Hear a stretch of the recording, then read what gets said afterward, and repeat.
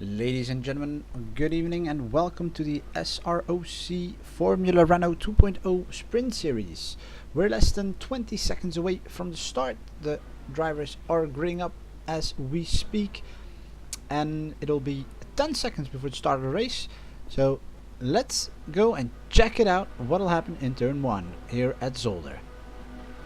3, 2, 1, and liftoff. Here we go. We see Frelick with great start on the right side of the screen with Newhoff right on his right, left screen, and the black purple Renault, and Frelick is off. Oh, and Sullivan crashes into him. That's very unfortunate. What's happening there at the start. Frelick, being one of the favorites, has been taken out in the first corner, at least out of the competition for now. Back in 8th spot, while Danebird is trying an attempt at Tigelaar on the inside. Let's see how it will end up, because there will be a left-right chicane following now. So let's see who has the upper hand. On the driving lines there, it's Danebird. Danebird into with the number 24 car in P4,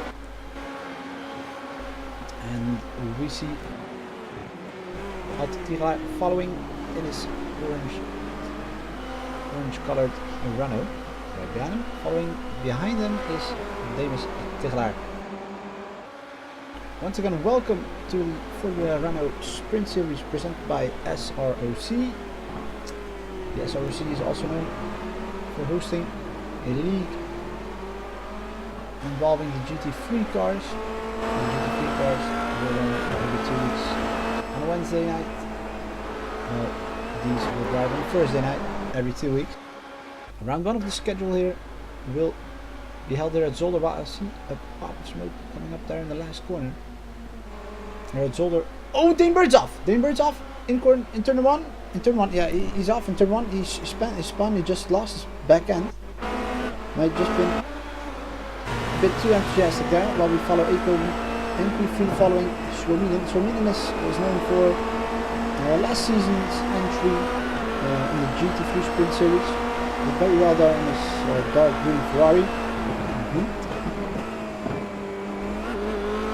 Has entered the Formula Renault 2.0 this season. This running is only with GT1s on Saturdays, I believe. So the other is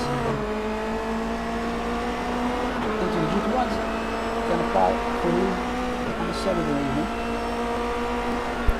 And while we follow the young Belgian on his own soil here at Zolder, he's doing alright.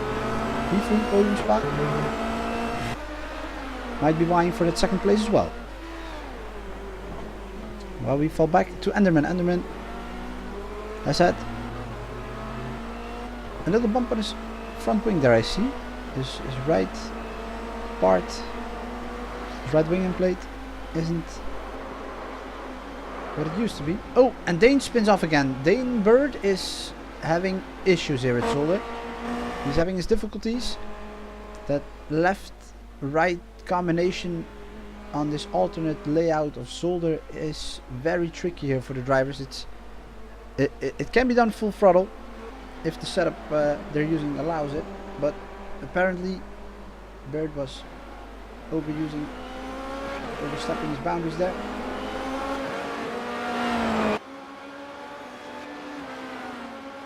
So it'll be 18 laps here at Zolder.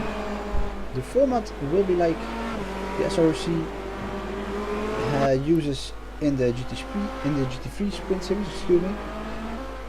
So we're gonna have a qualifying that will result in a starting grid here for race 1. We had Newhoff and Frelick in the first row, and then based upon the results, the starting grid for race 2 will be reverted completely. So that will prove an extra challenge for the winner of race 1. And you see Bird together with Frelick going into the pits. Most probably their races are gonna be over.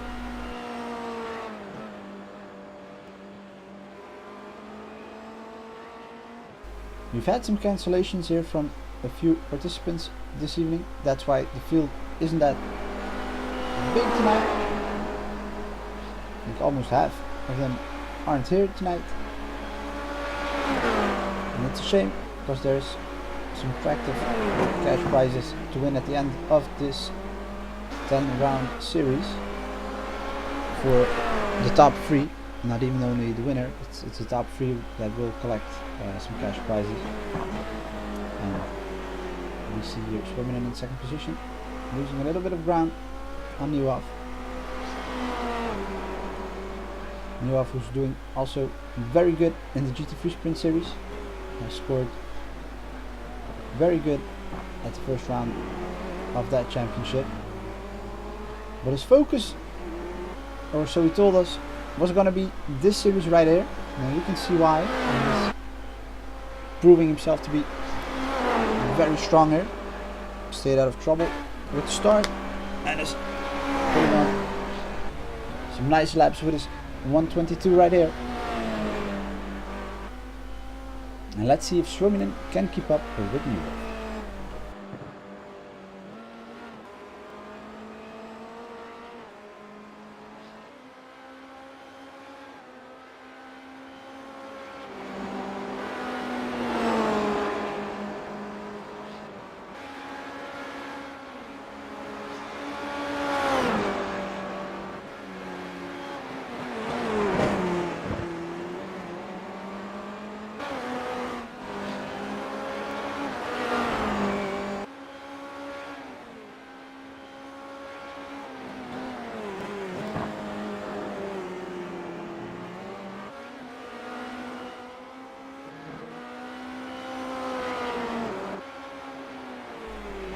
Here we are with Ad Tigelaar, followed by Eekhoven. Eekhoven must have made a little mistake somewhere, because he lost his place to Tigelaar. Tigelaar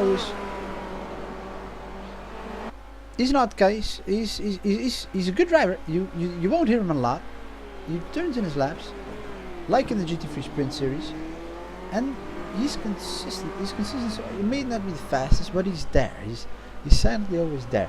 And that's a good quality to have as a driver. Nobody will tip him to get on the podium, but meanwhile, lap 5, lap 6 even, and he's in P3, doing excellent.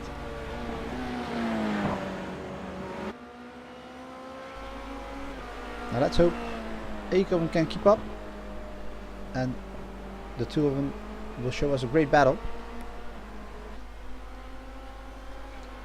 Drivers in this series will receive points at the end of the race, even if they crash and do not finish.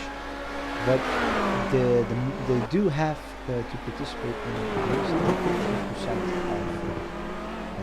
of the laps in one race. So maybe this race will have 15 laps. Once a driver completes 9 laps, he will receive championship points, even if he doesn't finish. That's not like in the GT3 Sprint Series where you have to finish momentarily. And we see Eekhoven trying it on the inside.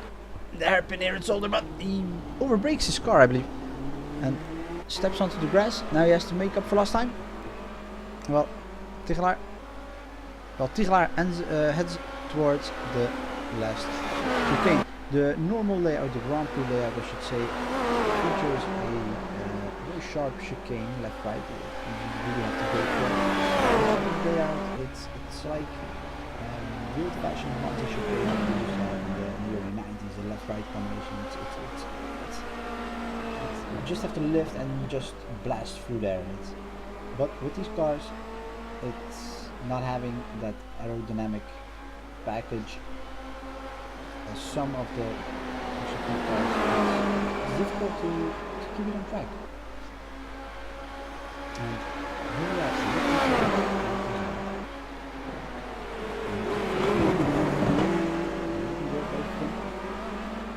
See, ik kan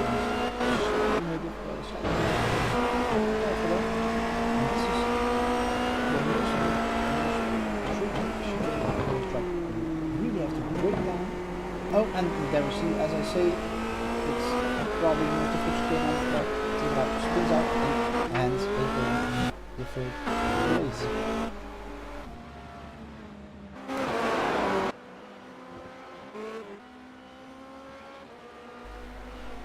And we see Hogendijk with some significant damage on his car as well. Being followed by Solima, who had his big hit as well. He run into Frelick, who spun out in front of him, but is making up sometimes in comparison to Hogendijk. Just 3 seconds away now. Here we see him followed also by Nuaf, who was on a roll here at Zolder. He's proving to be the driver to beat.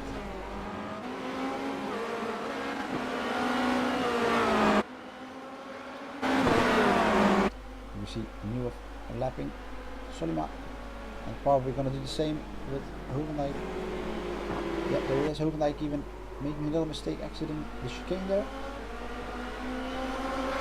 And Solima is still more or less 4 seconds away.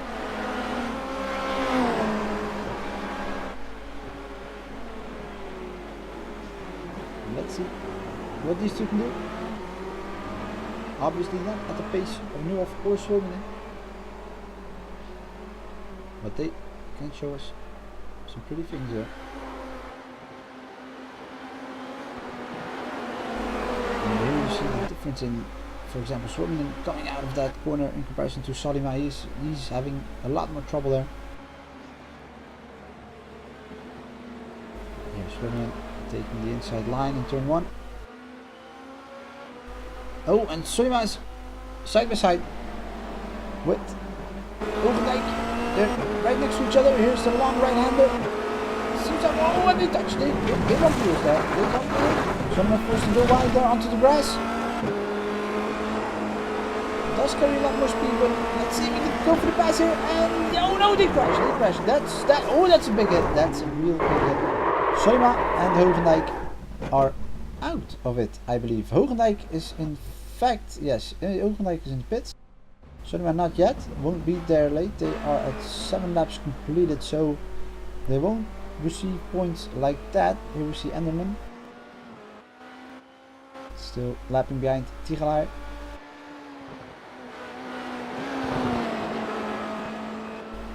And I think Solima is continuing on his race. Probably has his eyes set on his points. While we follow Enderman around Zolder.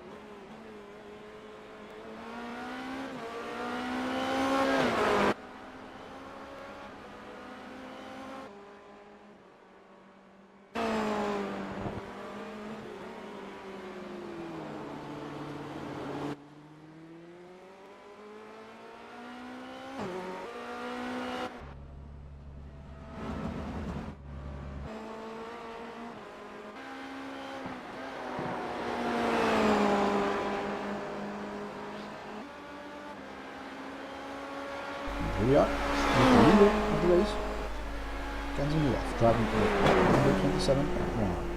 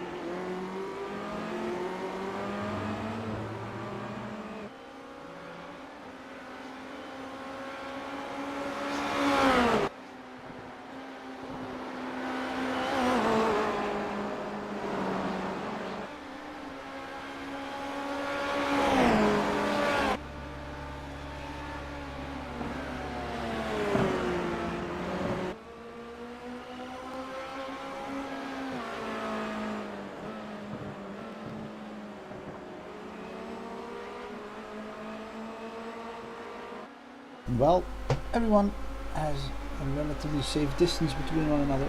We can see someone has also entered the pit and he has completed his 9 laps now, so that is in fact what we had.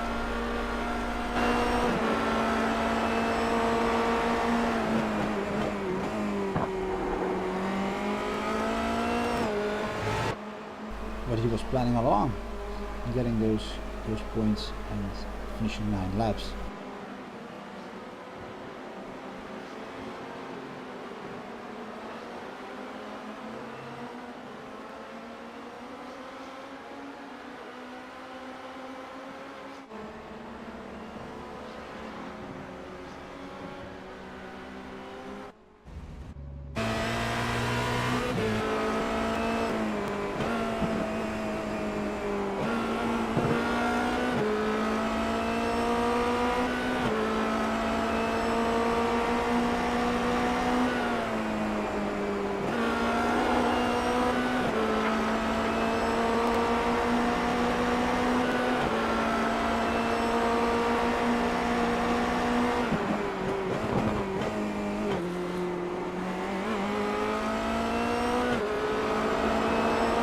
We're back with Anderman following Tigelaar, who is having his fair share of troubles, or at least Anderman is doing a lot quicker than Tigelaar these last few laps. Not a lot has happened, but Anderman has finally caught up. Has caught up, excuse me. Here we are, lap 16. 4 leaders. Guys all lap down here. So they have to go at it here. Make it interesting these last few laps. Fourth position is on the line here.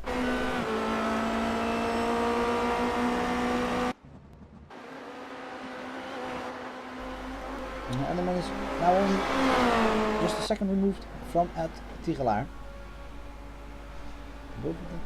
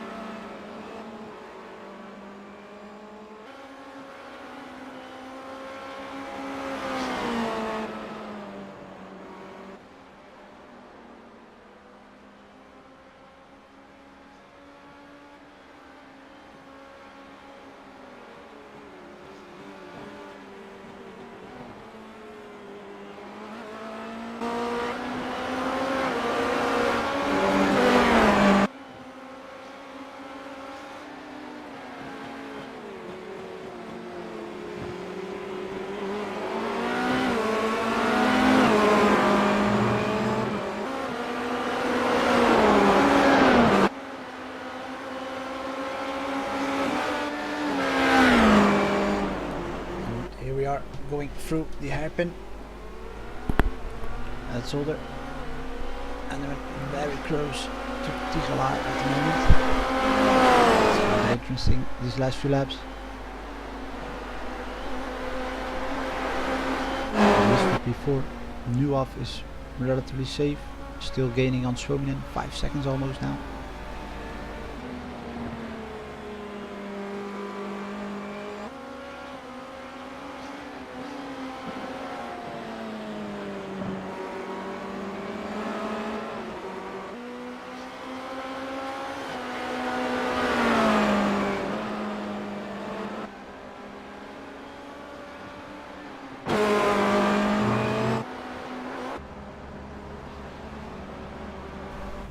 Oh, and Suominen goes off. And Nuaf has entered his final lap of the race. Proving too strong for the rest of them. At least here in race 1. We'll see how it pans out in race 2. And Enderman with a little mistake out of one of the chicanes. So I think Tigelaar will be safe for the remainder of the lap unless he makes a little compromise somewhere. Keep switching. Here we are, back to Enderman.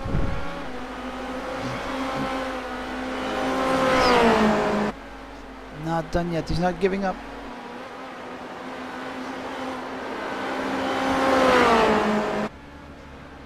And Nuaf approaching the last mouth chicane here. Heading up onto the straight. Congratulations with his first win of the season. He's very happy. As we can see, it's a very good drive here by Nuaf in this first race of the season of the Formula Renault 2.0. But let's go back to Enderman while Suominen finishing second. Congratulations to him in his podium place.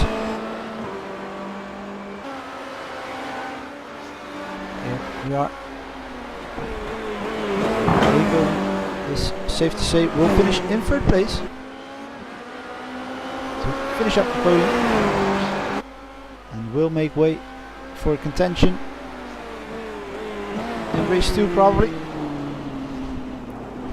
Oh, and Tigelaar had a very slow exit there. Now really needs to watch out because Enderman is very close behind him. This might come down to the last corner. And Enderman has found his way to Tigelaar's rear wing. Zigzagging, finding some space, trying to confuse Tigelaar. But Tigelaar stays safe. Yes, he does. Had a very good exit there. Ladies and gentlemen, Tigelaar gets P4 with Enderman in P5, and we'll see you in race 2. Thank you for watching.